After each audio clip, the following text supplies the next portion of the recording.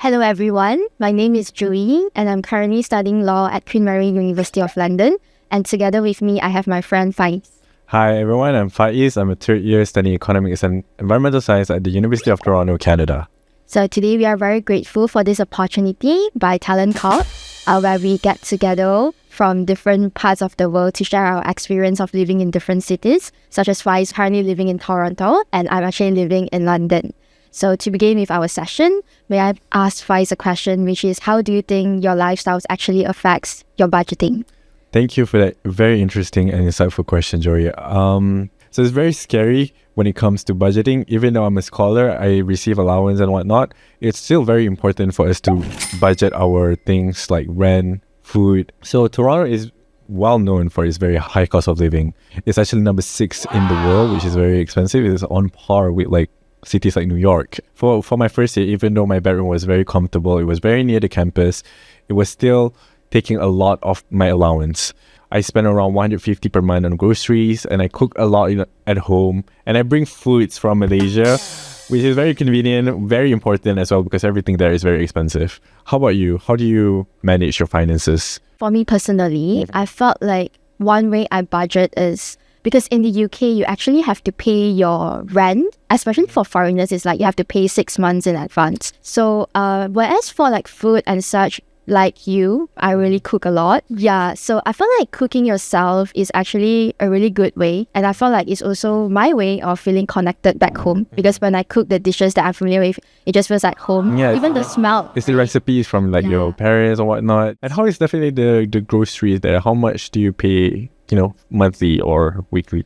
To be honest, the groceries in the UK is not that high. So if you manage it well, you could actually spend about 100 per month. In Toronto, like everything there is, even the groceries can be really expensive. Like when I first moved to, Toronto, it was the first time I see inflation like firsthand. Like it's crazy. Like every week I go to the grocery store just to check out the prices of the chicken, for example. So even doing groceries, I have to be mindful of what I buy. You mentioned about how you spend your money on like food. What do you think about the cultures that's actually affecting you? Because from what I know, like in America and Canada, they actually have a lot of tipping culture. Yeah, does that affect you? Tipping culture is very prevalent in Canada and also in the US. Normally, it's customary to pay around 15%. The taxes is already really high. It's like 13%. So there's service tax and there's also tipping. It was like a new thing for me. Like, why do I need to tip people? I never have to tip people in Malaysia.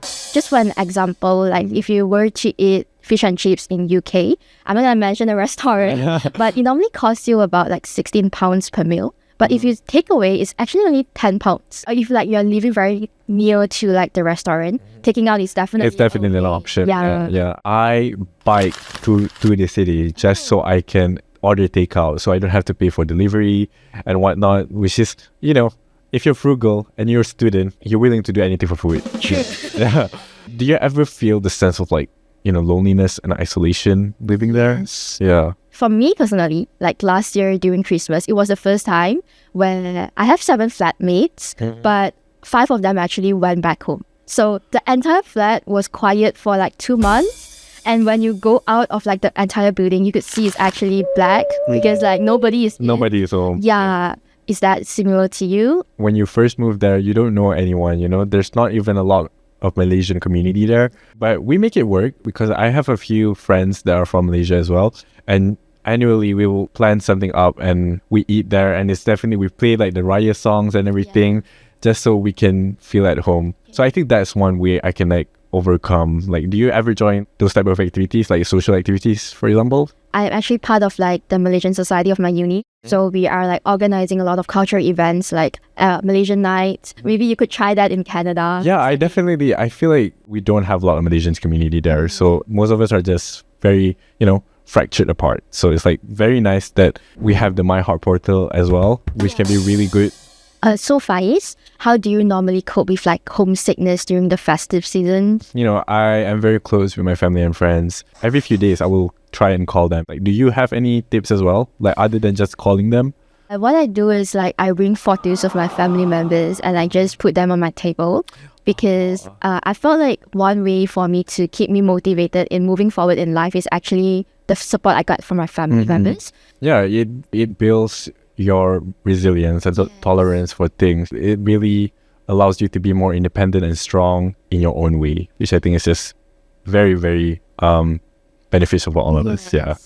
That was a very insightful session. Like, I learned so much about the differences in living in Toronto and London. So thank you all for, watching and listening to Cherita Kita by Semester Break Program. And we'll see you in the next episode. Thank you. Bye. Bye-bye.